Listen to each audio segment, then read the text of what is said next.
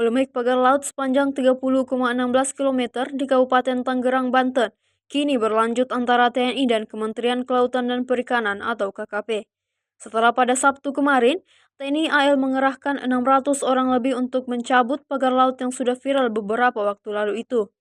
Namun, Menteri KKP Sakti Wahyu Trenggono meminta TNI AL menghentikan sementara operasi pencabutan pagar tersebut karena masih dalam proses investigasi oleh KKP. Katanya kepada media, Minggu 19 Januari 2025.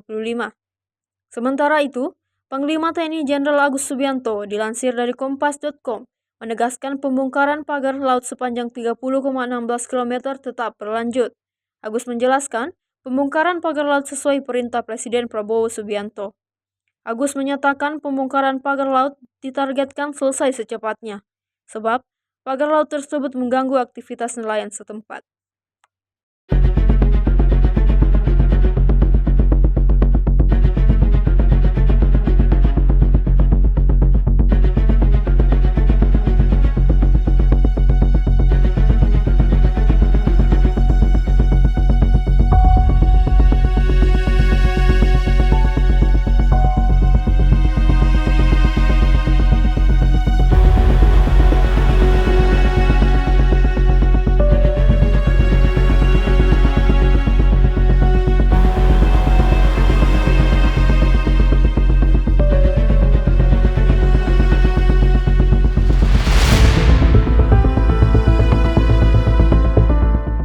Download Tribun X sekarang, menghadirkan lokal menjadi Indonesia.